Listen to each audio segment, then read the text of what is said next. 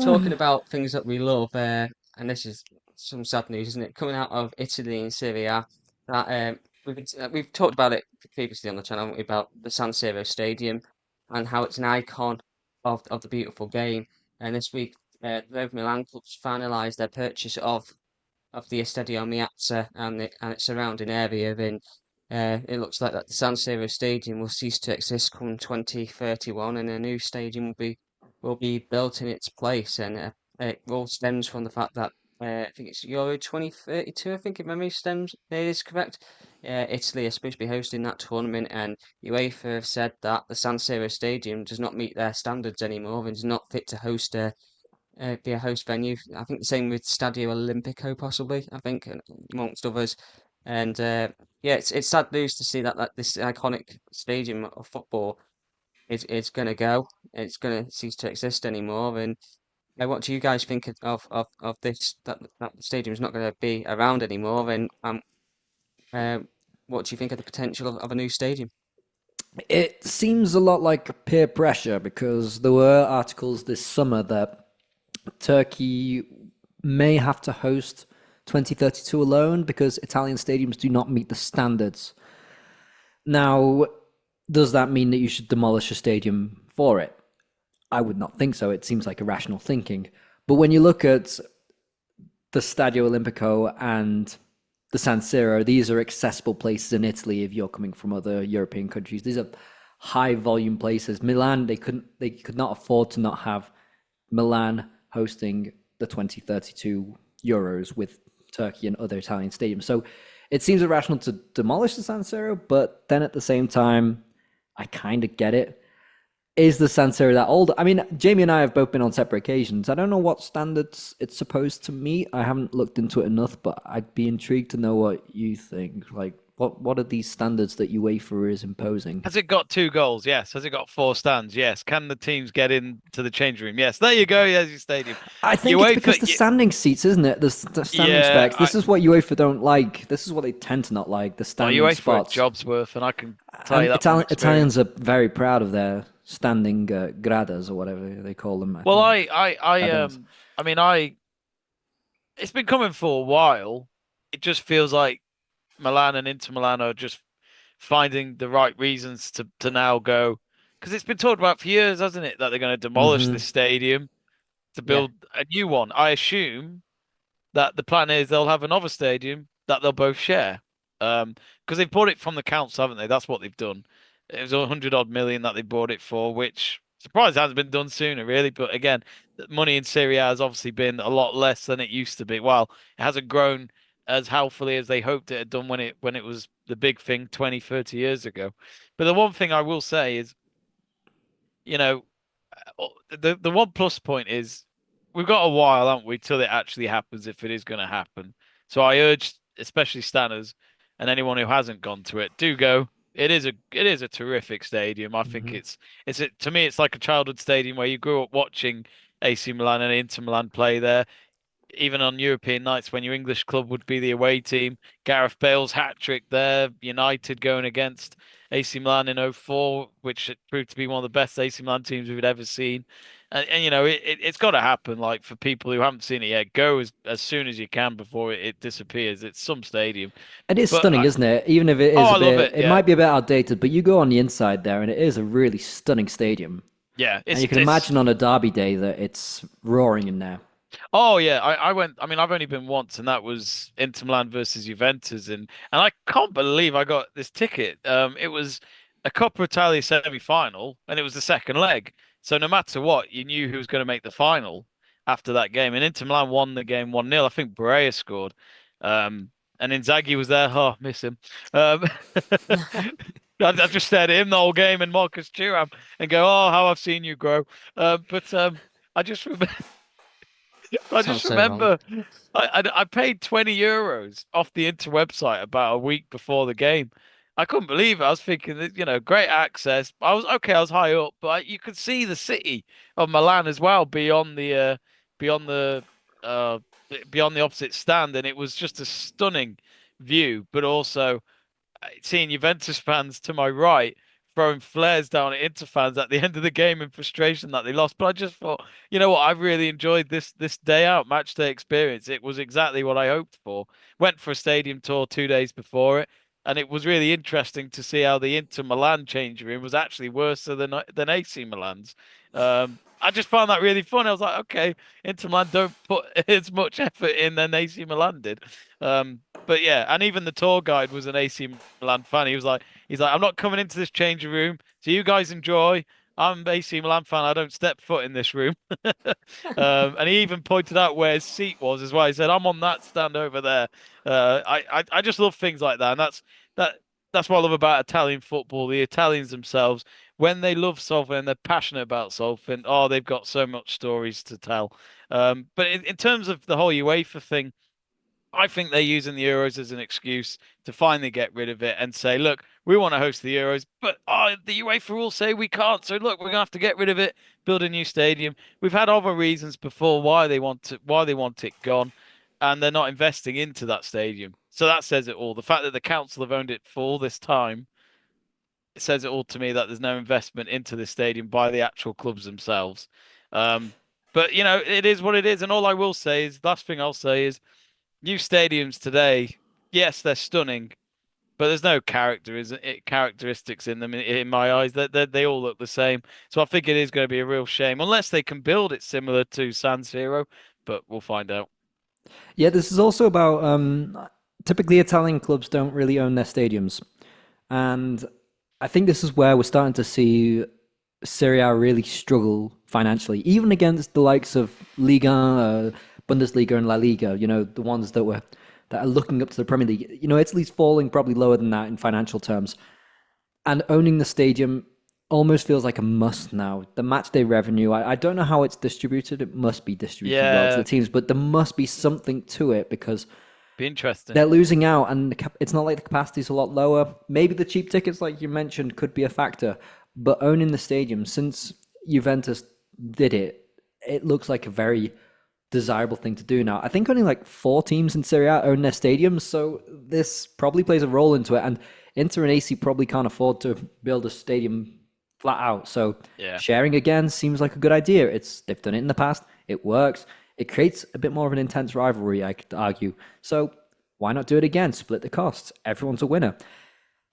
But it's sad to see the San Siro go. Yeah, that is the downfall of it. We're seeing it, aren't we? Where New Camp has been done up again. You know, one of the best stadiums in the world. We're seeing Old Trafford being talked about, of that going for that new circus tent, whatever. But Old Trafford needs to be done, though. Let's not kid ourselves. Oh yeah, no. I wouldn't agree with the. I'm not saying I'm against it. I'm just saying that this is where we're at. There's a lot of big, famous old stadiums that either need to be saved or built. We do have to move on eventually, you know. There is some point, like, you could keep arguing that we should have kept Goodison Park, and it's like, well, you know, it's still there. Seriously, I know it's still there, and the women still use it. But the point being that, you know, it is. Even when I went to Goodison Park 20 years ago, I was like, God, this could do some work. Yeah. Remember the Olympic Stadium in Berlin, Jamie?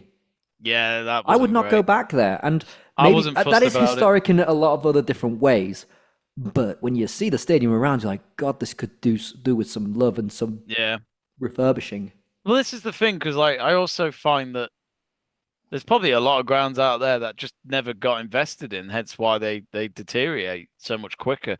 I mean, to tell you the truth, I've been to the new Wembley. Well, I can't call it new anymore. It's been around. 2007 was a while ago, you know. But even that's starting to show some cracks. I don't rate that stadium anyway. Wembley Stadium's awful. But also when you look at Tottenham's new stadium, it's incredible. I've been there a couple of times. It's a hell of a place. Again, like I say, there's nothing wrong with those stadiums. I'm just worried that they're all going to look like that, and there's no like touch from that club, if that makes sense. Like everyone loves Craven Cottage. It is a great match day experience. Goodison Park, it just sadly had no money in it at the end. Old Trafford, to me, is still a beautiful place, beautiful stadium, but it does need doing or getting rid of.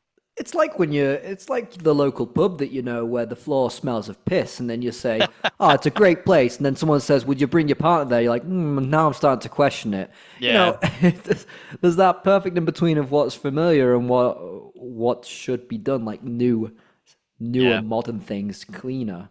Would you remember?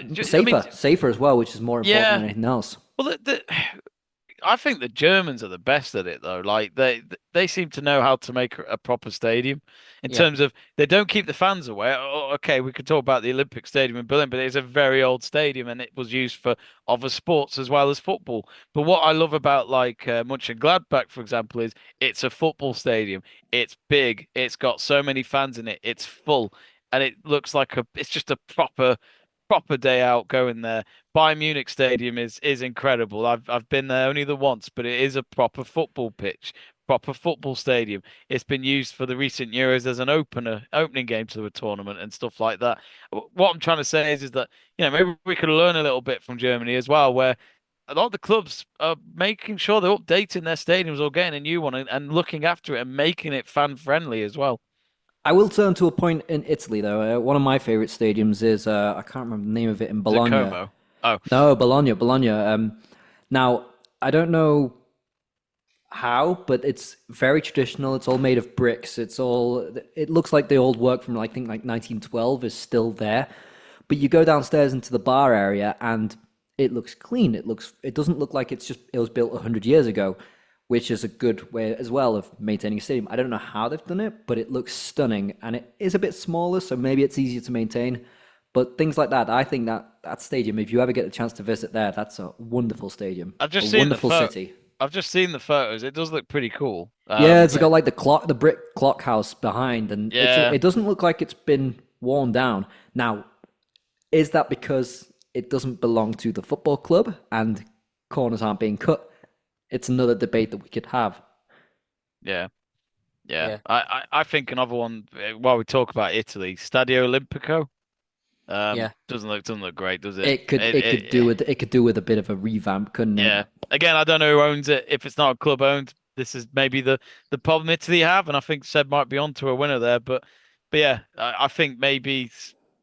Well, anyway, look, as I said, the one thing I will say is funny how UEFA have these standards. Okay, I know Euros is different to the Champions League, but I watched Inter Milan play at home last week in the San Siro, and that was a UEFA game. Just saying.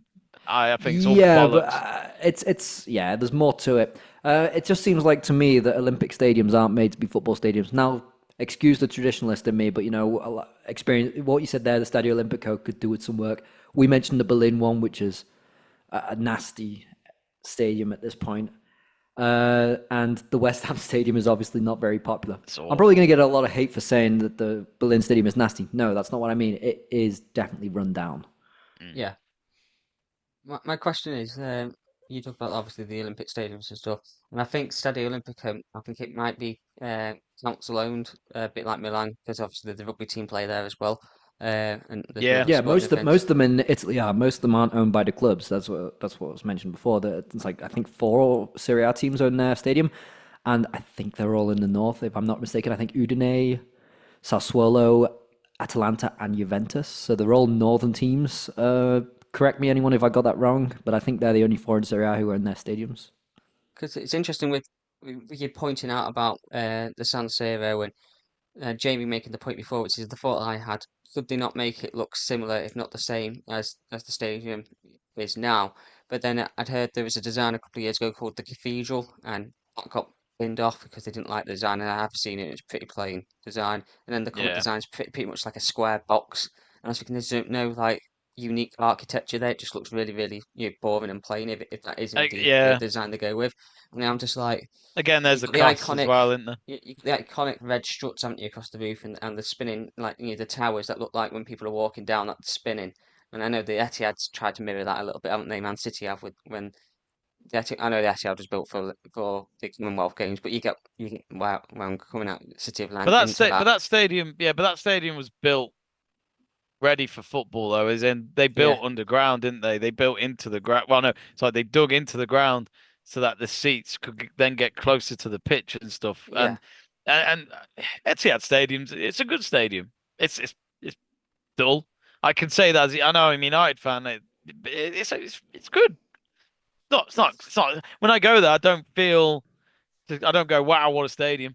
You can appreciate the it's architecture, even if there's a rivalry. Yeah, absolutely. But it's not. It's just not the be and end all. It's just a good stadium.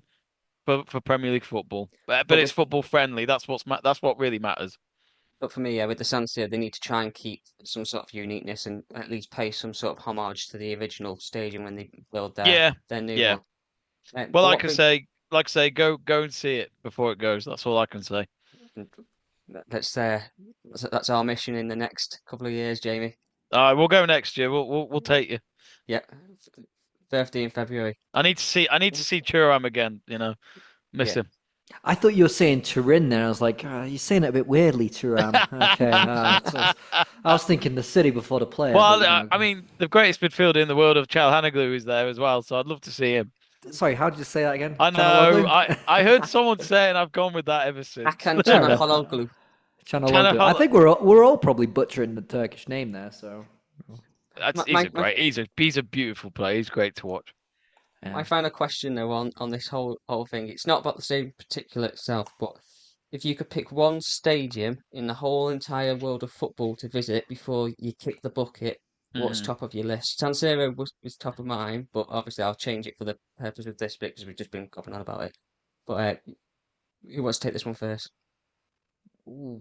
Estadio Azteca, which is where Mexico. I know it's being seen as a bit run down these days, but it is going to host one or two games at least at the 2026 World Cup. But I've seen when I first laid my eyes on it on I think it was a documentary about. Oh, Seb's going to hate me. It was a documentary about the Confederations Cup. The greatest international tournament of all time. But I was watching, it was some FIFA documentary from, 15 years ago, I think. And it was talking about the whole history of the tournament. Bearing in mind, it only started in the 90s, so there wasn't much history there. But it was the fact that Mexico hosted the 99 edition. And they beat Brazil in the final at the Estadio Azteca, and apparently it was 110,000 fans were there that night. We don't talk about stadiums that host, six-figure sum. That's very rare, so I find that really unique. And to see the hosts win it against Brazil, who were runners-up in the World Cup 12 months before, so they were clearly up against a very good Brazil team. Had a young Ronaldinho in that squad as well, who scored goals for fun in that tournament. But when I saw the pictures of that and Blanco scoring the winning goal, I just thought, what a stadium, what a place. And also another thing to mention is the 2011 under-17s FIFA World Cup was also in Mexico. And Mexico beat, I think it was Uruguay 2-0 in the final. 110,000 turned up to watch the under-17s win the World Cup, which I just think that's beautiful. I think that's really special. And the sad thing is, most of those players didn't really go far after that. That was their peak. And despite in that era, Mexico had the golden generation of Guardado, Javier Hernandez, Rafael Marquez. The list goes on. But it's just the fact that every time I've seen a big occasion happen at the stadium, I've always wanted to go. And as sad as I am, I've even had the picture of the stadium as a wallpaper on my phone at times. I just really want to see it. There's a lot of stadiums I'd like to visit. My one that I desperately want to visit is the Stadio Olimpico de Serie which is San Marino's lovely little stadium in the mountain. No, I'm not. I'm just joking. It's not top of my bucket list, but I would like to see it. It's hard North to say. Korea's? Apparently, it's big, like 120,000. Yeah, it's the biggest stadium in the world. But you got the La Bombonera in Argentina or Maracana in Brazil. These famous ones. Even my uncle, who doesn't like football, went and saw a match at Maracana, and was like, something else. The Maracanã, sorry. Yeah, the Maracanã. That's the one. How you say it in Brazil? It's like the famous one to go and see. So there's that as well. I'd like to go see it, but the Azteca is also a stadium that would be amazing to visit. Next year, the World Cup is going to be buzzing there, but the ticket prices in Mexico are also pretty expensive. Yeah. One that's on my list, personally, I'd like to go to the Luigi Ferrari Stadium in Genoa. I've heard that it's great there, and I'd like to put that there. Or maybe even, I was talking, when I was in Italy for the San Siro matches, there were some people who hop stadiums during their weekends from England that I met, quite a few of them, and all of them agreed that the best stadiums to go visit for a football weekend is in Prague. Oh, they were all of the same opinion. It was like, no, Italy's great, Spain's great, Germany's great, all this. But you want a proper football experience, you go to the stadiums in Prague. And that's on my bucket list because Prague is a great city and I'd love to go see a football match there. Yeah, and I've I never think, been. if I'm not mistaken, it's the European city after London with the most professional teams. Oh, right. Five, I did think. not know that. The fact might be a bit outdated, but I know that at some point there were five. So, someone again, correct me if I'm wrong. But that, yeah. The beer's cheap as well, I hear. I didn't think it was that cheap there, but, Okay. different sort of situation. Great city, but the football, I'd love to go and see in Prague. There you go, Prague. He only asked you for Mexico. one, Seb. Yeah, I know. Do you prefer my five stadium answer, or do you prefer Jamie's Confederation Cup one? I don't know. How dare you? Best FIFA tour. Hey, it's that or the Club World Cup with 32 teams. Confederations Cup was bearable.